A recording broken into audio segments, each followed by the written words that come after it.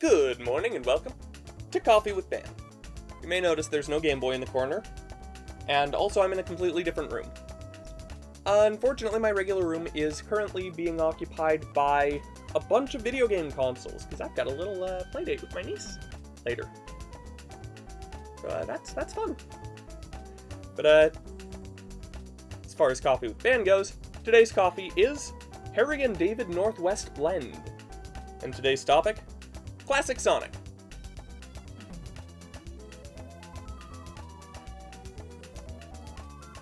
Not bad. This feels a little bit flavored. There's a bug here. What are you? Go away.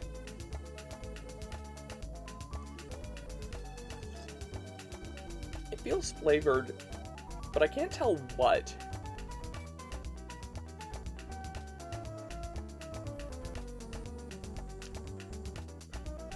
But it tastes like more than just coffee. It tastes like there's a little bit of other things in there.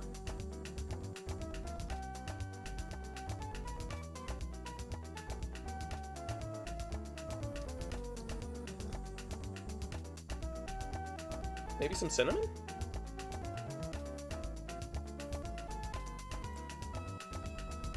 I don't know. Not bad. So, Classic Sonic is something that is near and dear to my heart. I've been playing the classics for years, unsurprisingly. And actually, one of my earliest memories of Sonic the Hedgehog is Sonic 3. Earliest memory I can think of, as far as Sonic goes, is this part of Hydrocity. Editor Bann, you better put that in there, because I want people to know exactly what I'm talking about. Thank you. Thanks. But yeah, the little blue hedgehog.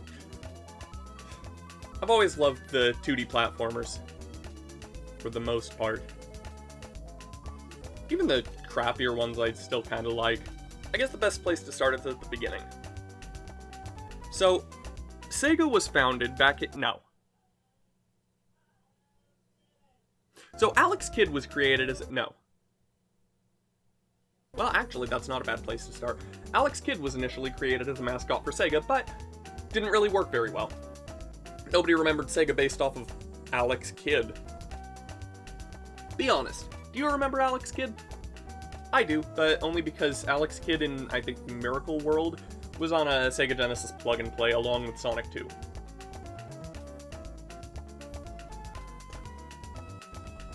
But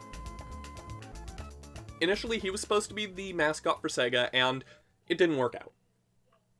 So, they had a contest internally. Design a new mascot. And, if I recall correctly, Naoto Oshima won that contest with a picture of this little hedgehog guy. He's cute. And thus, Sonic the Hedgehog was born. I'm leaving a lot of stuff out because we don't really need to get into everything here. But that's the long and short of it. Sonic the game was created as a momentum platformer. The marketing tells you it's all about speed. Sonic is super fast. Sonic, the fastest thing alive. No. The game was never about actually speed, it was about momentum. You start slow and build up speed. You can roll down a hill. You were supposed to gain speed, not just have speed. And a lot of the gameplay was centered around that. Like the half pipes in Spring Yard Zone. Or the entirety of Green Hill. Which, I guess let's get this out of the way. Green Hill Zone, best level in the first game, and also kind of way overused. Everybody knows this. We can move on. I've already reviewed Sonic's 1 and 2, so we don't need to stay on them too long. But, long story short, I find Sonic 1 to be 5 to 6.5 out of 10. And Sonic 2 to be about a 7.5. And then there's Sonic 3, the game that I actively love the most, if I'm being totally honest. Sonic 3 is most people's first pick for the best classic Sonic game, and it's not hard to see why. I say Sonic 3, I mean Sonic 3 and Knuckles. Sonic 3 alone was fine. It was good, don't get me wrong, but with how short it was, it barely counts as a full game on its own, I think. Then again, there are shorter games, but at the same time, long story short, Sonic 3 was released as half of a game, basically, with the other half coming out several months later as Sonic and Knuckles. The original Sonic 3 was released early because of a Happy Meal promotion. At least that's the primary reason that people give. And I'm gonna be honest, that could be a little bit wrong. There could be more to it. There probably is. In fact, there absolutely is. There has to be. But Sonic 3 and Knuckles is, I think, the best game in the series. And yes, there will be a review on it eventually. Well, okay, the best classic game in the series. I don't know about best game. There's other contenders for that, in my opinion. But Sonic 3, fantastic. No matter what, you can't argue that Sonic 3 isn't good. Got fantastic zones, fantastic music, which that is a very particular thing, is the music. So, the music was worked on by Michael Jackson, as you know, or probably know, and he was not credited. There are some potential reasons for that. I'm not going to get into them. But long story short, due to potential controversies, he wasn't credited. And some of the songs in Sonic 3 ended up becoming other full songs. Like Ice Cap Zone becoming Hard Times by the Jetsons. Or, I guess it was initially an unreleased song by the Jetsons that got put into Sonic 3 and then was released. And there were other, the songs that Michael Jackson and his team worked on were, they were for 3 zones and a couple of other things, like the Knuckles theme. And the ending theme for Sonic 3. But there were other songs planned for those zones, and they did eventually get used in the Sonic and Knuckles collection. A version of the game for PC that uses MIDIs, and the MIDIs, by default sound kind of, bad. If I'm being totally honest. They're not, for the most part, they're not terrible arrangements, but they sound bad. They can sound good, though, and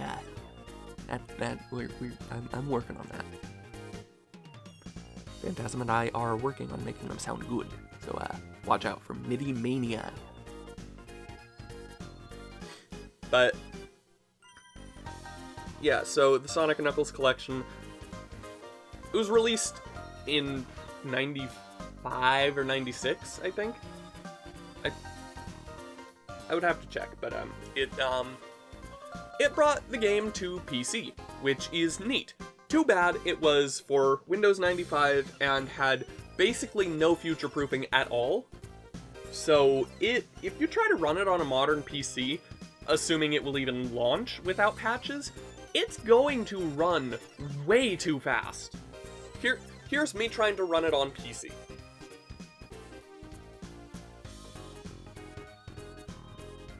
Does that look playable to you? It does not look playable to me, and it certainly does not feel playable to me. I have enough trouble at 150% speed. What the heck is this? Look. Sonic and Knuckles collection has one upside from the original Genesis release, and that is it runs at a higher resolution. All of the sprites are the same, but it's like double the resolution, so it can be a little bit clearer. Doesn't make it a good way to play the game. It is certainly not good overall. The best way to play it is, well,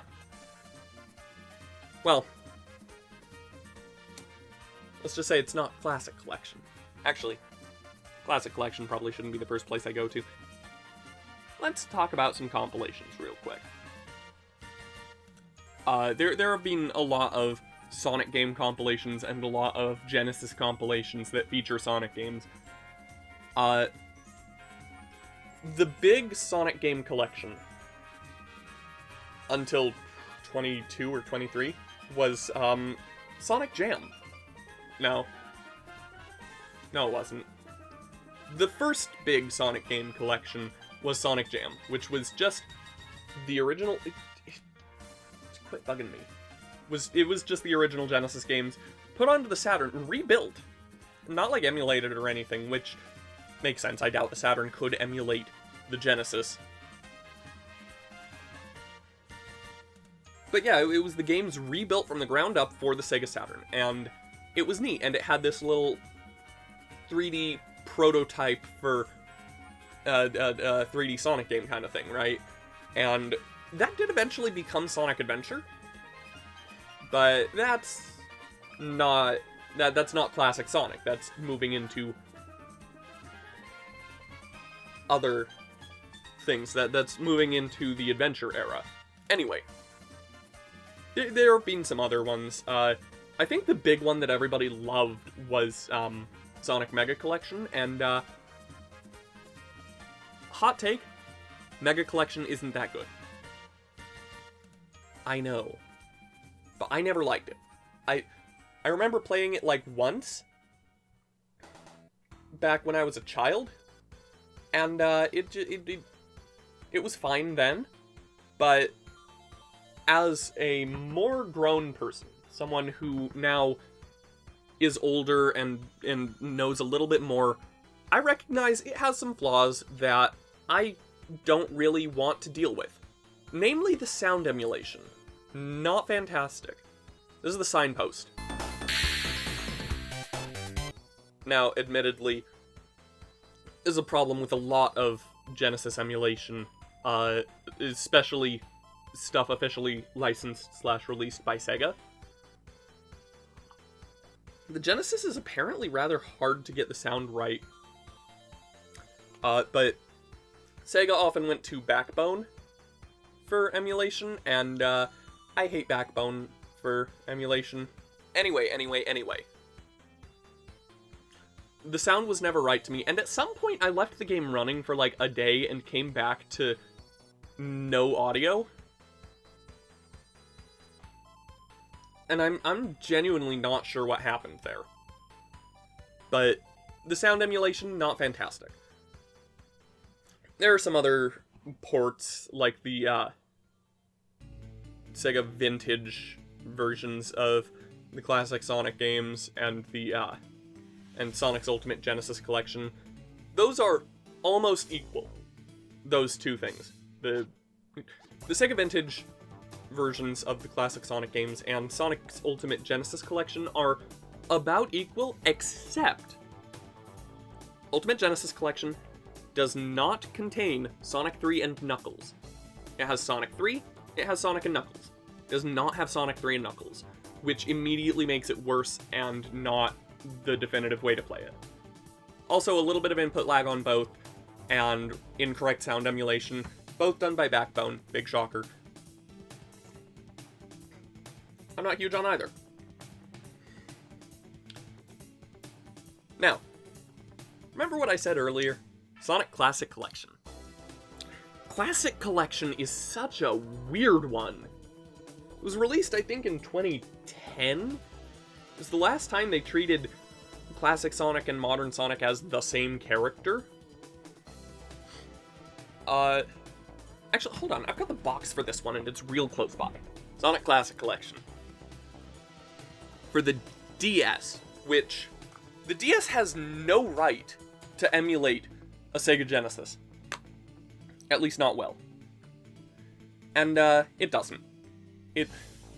Sonic Classic Collection is incredibly unideal for playing these games. Just... The DS's screen is not big enough to show the entirety of the Genesis screen, so they have to do some sort of screen scrolling stuff. And it also just straight up does not run super well.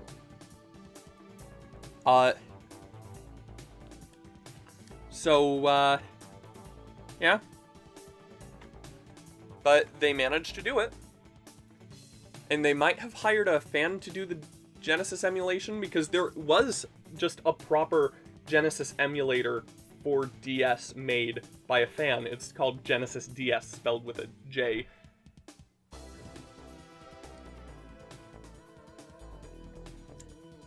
And,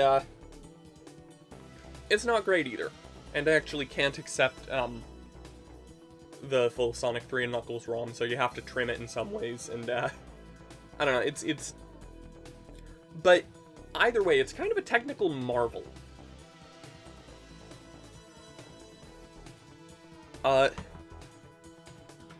Now, Classic Collection runs poorly on DS, and runs better on DSi.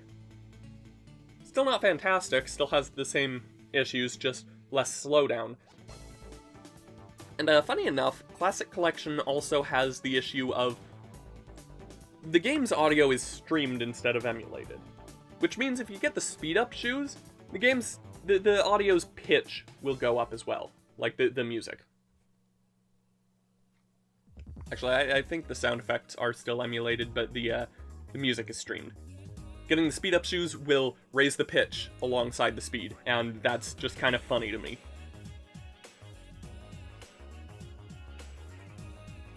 But either way, we got the classics on an actual handheld. Cough, cough. Not the Sega Nomad. Cough, cough. So that was pretty neat. That was dope. It's not good, but I have a very soft spot for Sonic Classic Collection. And, again, they show what is absolutely considered modern Sonic now, but on the box of this Classic Collection. On my notes behind you here, I wrote green eyes as one of the bullet points, and, like,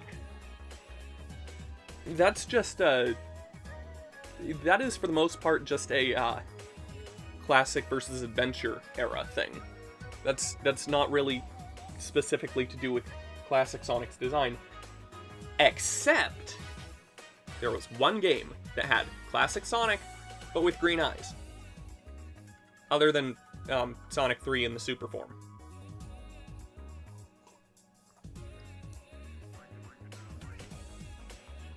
Sonic Pocket Adventure was a game for the Neo Geo Pocket Color. And it's weird. It's also the highest rated Sonic game. It's sitting at a 10 out of 10 on IGN, if I recall correctly. Which, what? What? Why? Why Pocket Adventure? Why is that a 10 out of 10? You know what? I don't care that much. But Pocket Adventure reuses zone themes from Sonic 2 and music from Sonic 3, and it's strange. And some sections have Sonic characters with their classic designs, and some sections have it with their modern designs, and like the gameplay sprite for Sonic is classic, but the title screen sprite is modern, but the gameplay sprite has classic Sonic with green eyes. Which is an anomaly, because we never really see that. Anyway, the game's good. I've played some of it. I should do a stream of it. That would be cool. Anyway. Now,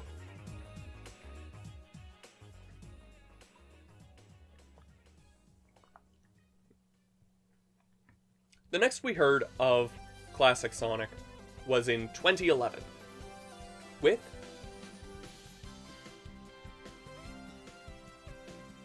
Why did I do that? I never edit videos like this. What? I'm sure editor me will still know what I am talking about here. Please tell me you do. But anyway, Sonic Generations introduced Classic Sonic as a separate character, right? Like, it was the first time that they separated the two eras, classic versus modern. And that's kind of interesting. Because, again, previously, they treated it as though that's just, hey, that's just what Sonic is. That's how he's always looked. He's always had the green eyes and lankier body and all that. Who cares? Or, like, he's changed, but it's still the same Sonic, right? But Generations had a time travel plot involving seeing the earlier version of Sonic, and it's still the same Sonic at that point, right? Just one is more modern. But this is the first time that they've separated the ideas and had Classic Sonic be back as his own design. Also, it's the first time I think they used the term Classic Sonic. But that was neat. And then there was Forces. I'm skipping over some stuff here, I know, but then there was Forces, which changed it so that it was not the older, or younger, I guess, Sonic, but a Sonic from another dimension. Why they retconned this? I don't know. Ask Takashi Iizuka. He won't have an answer. Or if he does, it'll be a bad answer. Cough, cough. The moon turned. Classic Sonic became a different version of Sonic at that point, rather than just being the younger version of Sonic. They're two different Sonics now.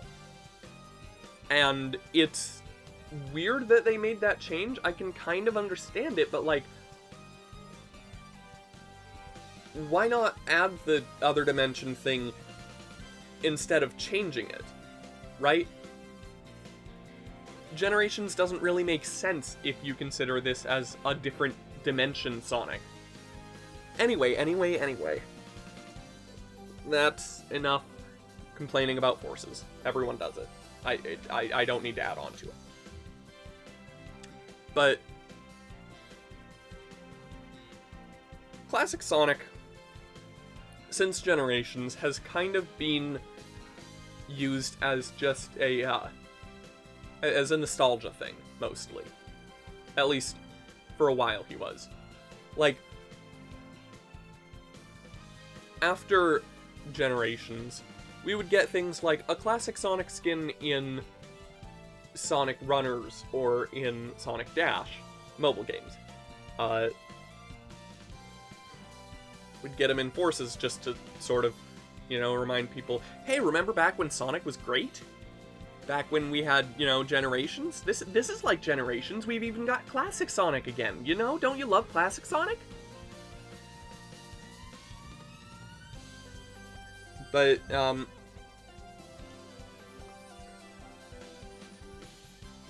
people despised Forces with adding Classic Sonic again because we didn't need it.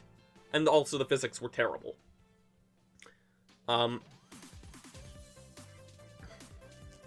And he's kind of felt a little bit different. Like,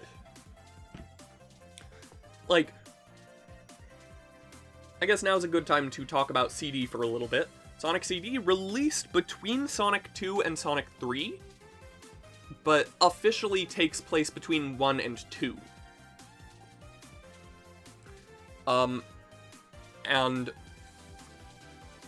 it also has a time travel plot, but that's not really what we're talking about in this regard.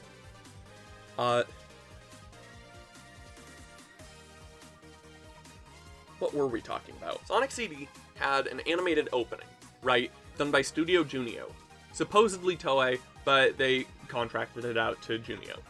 And, it is fantastic. It is so good. It shows the cool, kind of cocky nature of Sonic without making him look like a... trying to keep this family friendly. He doesn't look like a jerk, I guess. Like, Sonic looks self-assured. And that, Sonic CD's opening kind of has the best portrayal of classic Sonic, I think, ever. A little bit cute, but mostly confident. And ready to do whatever he needs to in order to bring his ideals to life, I guess. And like, the whole I'm free and everyone else should be too kind of thing. But like, it had the best characterization for classic Sonic without having any words or anything, other than the dope music. But that's not part of the animation, that's just the music. It's entirely non-diegetic. But since Generations, classic Sonic hasn't really been portrayed as cool and cocky and all that. He's kind of being portrayed a lot more cutesy, right?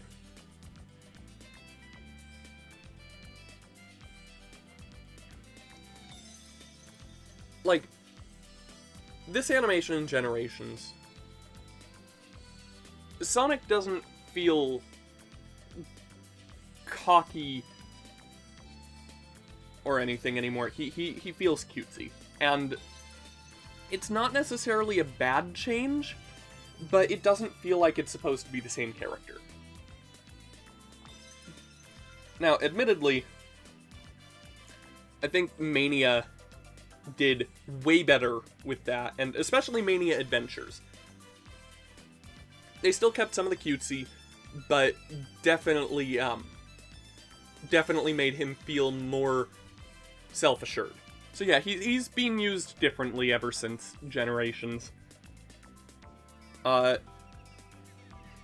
can understand why they decided to make it a different character, but at the same time, I don't know.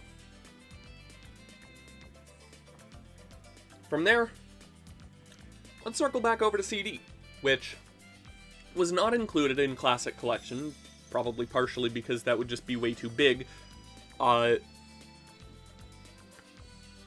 Sonic CD, even for a modern port of it, still takes up probably like 200 megabytes, which, that would be a lot of space just for one game. I say modern as though it's actually modern. No. But like,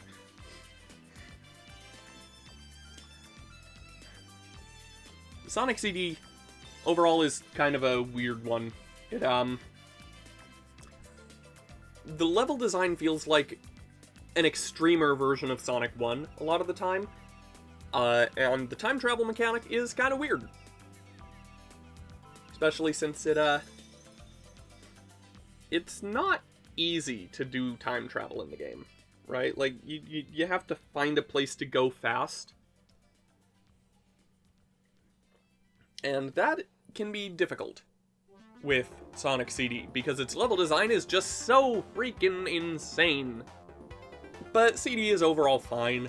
I do personally like it, but that's partially because it was the first video game I ever beat. But it was also the first classic Sonic game to get a proper remaster. Well, maybe remaster isn't the right word, it's a remake. It's a remake, but a reasonably faithful one. Sega put out a poll asking what their next re-release of a classic game on mobile should be. And one of the options, I think, was Sonic CD. Either that or it wasn't, and it was asked for. But Christian Whitehead looked at that and said, you know what, actually, I'm not going to talk about history that I don't really know very well. Long story short, Christian Whitehead was hired because of his fantastic work with his own engine called the Retro Engine.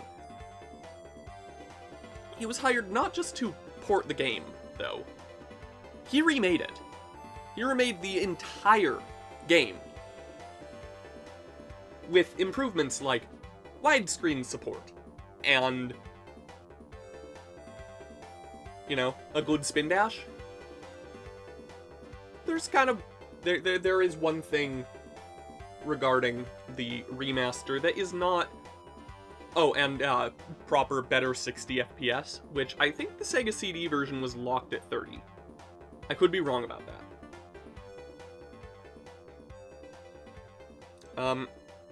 But there's one thing that makes it just a little bit worse in some ways, and that is the enemy AI in the special stages is erratic and insane. It's not accurate to the original at all, which is weird because a lot of the other stuff about the game is reasonably accurate, but the enemy AI, it's like he just didn't know what they do, and so just kind of guessed. And it is way harder than the original. But apart from that, it is the ideal way to play the game. And then it got delisted when Sonic Origins was announced. Which, Sonic Origins, actually, no, hold on, back up a little bit. After Sonic CD, which released on platforms other than mobile, it released on PC, Xbox 360, PS3, and mobile, right?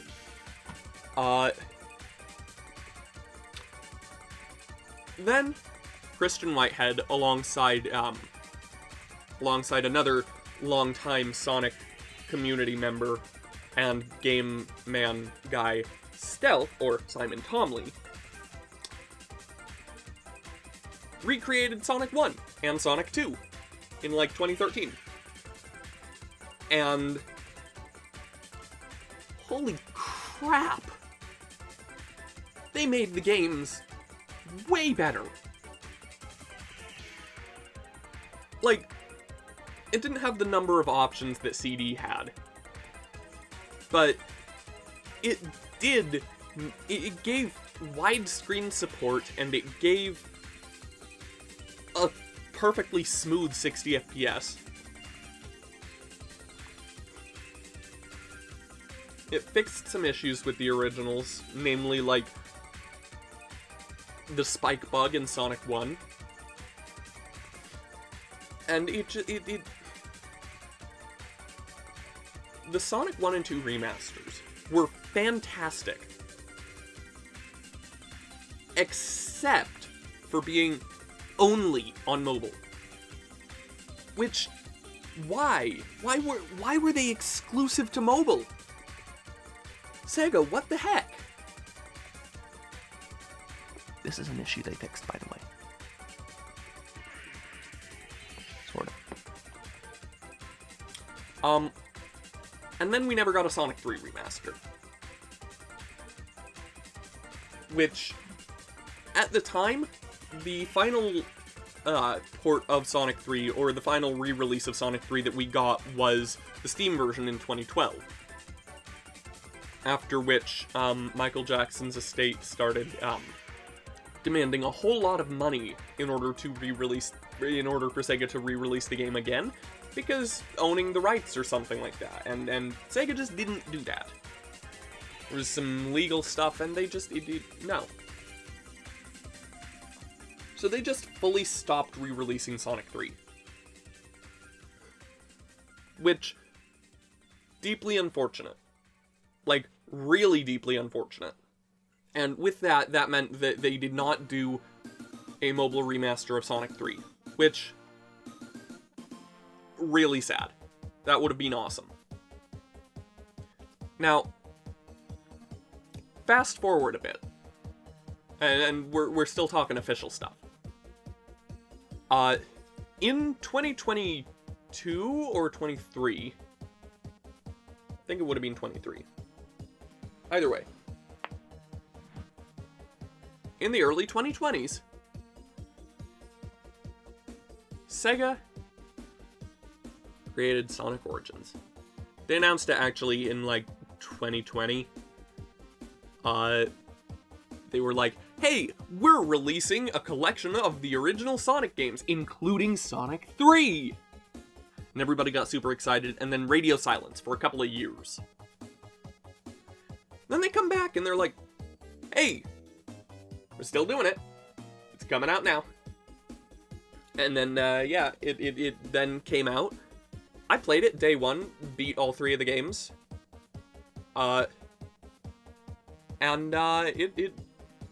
Sonic Origins was the first time they re-released Sonic 3 in over 10 years. But, there were a couple of caveats. So, it was remastered the same way that Sonic's 1 CD and 2 were, right? Using the retro engine. But this time, Christian Light had nothing to do with it. He was working at a completely different game studio and just was not part of the project.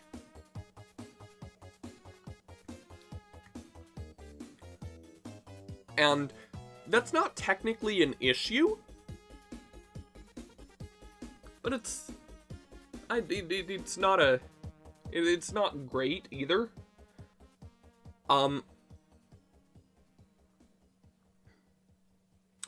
Now,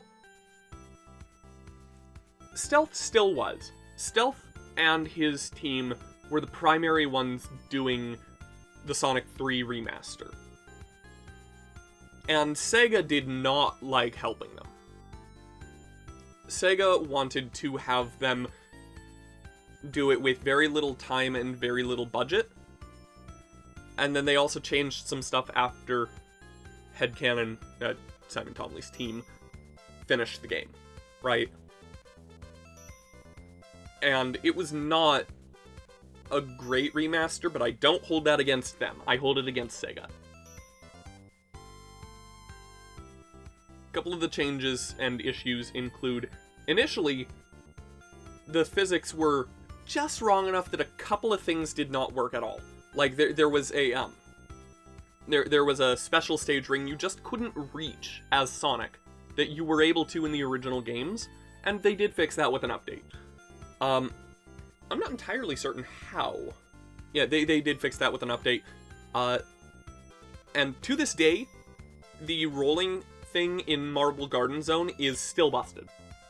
Also, the music is just a little bit sort of muffled or compressed or something, and it doesn't sound as good as the music in Sonic's 1, 2, and CD. Though Sonic CD also has some sound mixing issues. I'm not really sure why. But, yeah, it's clear Sega did not want to put that much effort into this. And Headcanon absolutely did. They could have made it perfect, and Sega didn't want them to.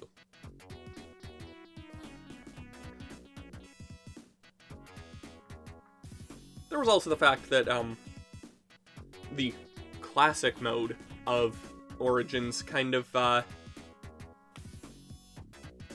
They took the remasters, cropped to 4x3, and put lives back in, which, right, by the way, the remasters in Origins got rid of lives. Replaced them with coins that you could use in a store kind of thing. And people wanted to be able to play with lives in widescreen. It would be nice. They didn't do that, unfortunately. Now, yeah, the classic versions, which were ostensibly the original way to play the game in 4x3 with lives, they were just cropped versions of the remasters. You didn't get the original ones, which, why? It would have been so easy. Admittedly, I think I can understand why they wouldn't with 3, or 3 and Knuckles, because you know, that would require modifying the ROM at all, and I don't think they wanted to put that much effort into it.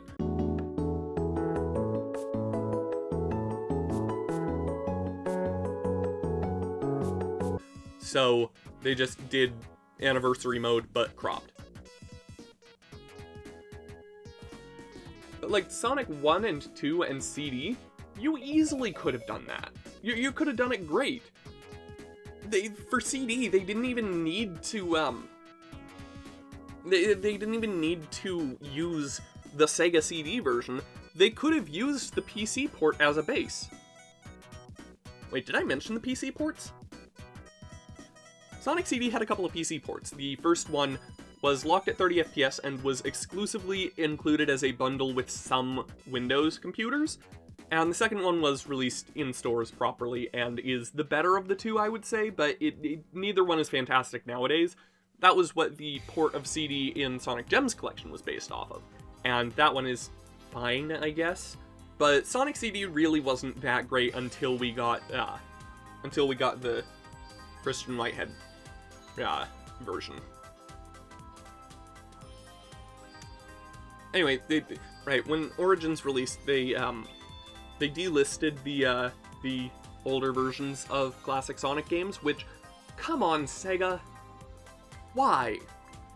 Just to get people to buy your $40 collection? And then they released DLC for it, Sonic Origins Plus, which included some emulated Game Gear ROMs, fixed a couple of issues, which we got the issue fixes in a free update, but Plus included a puzzle thing, some emulated Game Gear ROMs, and playable Amy Rose, which is neat. She's mostly a reskin of Sonic, but neat. Oh, and Knuckles in CD. Thank goodness. We did, that was perfect. How did I miss Mania? Sonic Mania, 2017. Just before Forces, Sonic Mania released, created by Christian Whitehead and Simon Tomley and their teams, and Pagoda West Games, which I've never heard of outside of Mania, but like, holy crap! Sonic Mania was fantastic! I still think Sonic 3 is better, personally, but that's just because, for some reason, I've never been that huge on Mania, overall. But Sonic Mania is a fantastic game. Incredible music, great, really great level design. Unfortunately, the plot is a little bit lacking, but it's got some stellar animation by Tyson Hesse, right? Just fantastic game all around. And then Forces happened, and they were required to tie them into each other, so Mania suffered a little bit from that, with the story being weird and not great. But overall, Mania, really good. Love it. I like Sonic 3 a little bit more, but Mania, really good. This is what happens when you hire people who love the series to create a new game for it. And then the other classic Sonic game, Sonic Superstars, which, Sonic Superstars. This was a venture by Arzest, creators of Yoshi's New Island. It was created by Arzest, Naoto Oshima's game company, right? They created hits like Yoshi's New Island and, I don't know, I think one of the games in Wii Play Motion?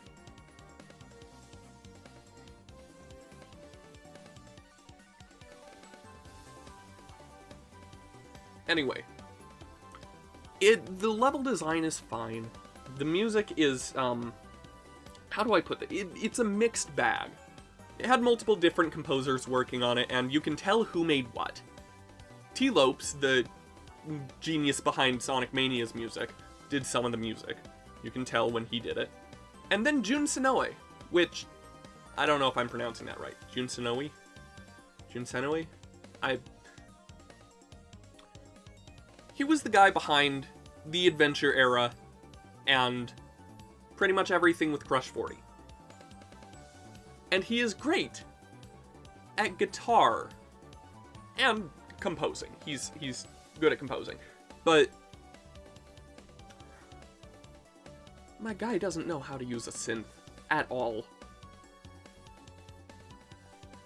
Take Sonic 4, which is not a classic Sonic game. It is a 2D platformer, yes. Classic Sonic game? No. Not at all. He did the music for that, and one snare sample and a lot of bad synths later, it's just the instrumentation. He doesn't know how to he doesn't know how to synth at all. So you can always tell if something was done by Jun Senoue. Even if it sounds okay, the synth is probably bad, and he's absolutely using the snare sample from Sonic 2.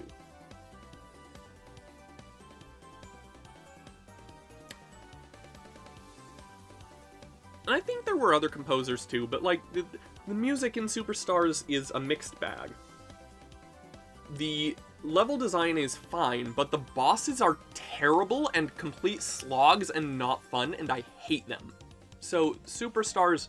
Oh, and the art is fine, I guess. I think it has an animated opening, by Tyson Hesse, but I cannot remember. There is so little I remember about Superstars, honestly. It was certainly a classic Sonic game. The physics were reasonable for once in a 2.5D classic Sonic game. Or in a 2.5D Sonic game. But, like, it wasn't great. It was designed around 4-player multiplayer, so they had to make the bosses take a while so that you couldn't just smash them into the ground immediately. And that made the single-player experience awful, and the multiplayer experience not that much better, from my understanding. I never had anybody who wanted to play it. And then there's the Xbox version, specifically. Now, I got Superstars on Xbox Series X, right? And it was unplayable. The amount of input lag. Press jump. Like,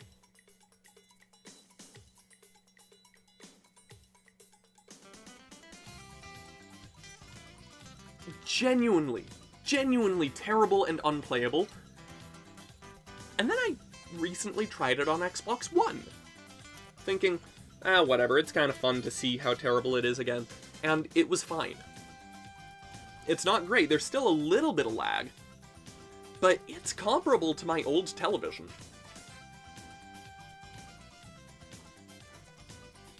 It's maybe like a few frames as opposed to like a quarter second. And I don't know how that happens. But it did. Anyway, so my coffee is cold and just about gone. And this recording is getting to be... Oh, we've just hit the hour mark on the recording. So, the moral of the story is, Sonic Classic Collection is great, and terrible, and I love it, and, it's entirely unnecessary these days. You've got way better ways to play it, but Sonic Classic Collection, my beloved. And this has been Coffee with Bann.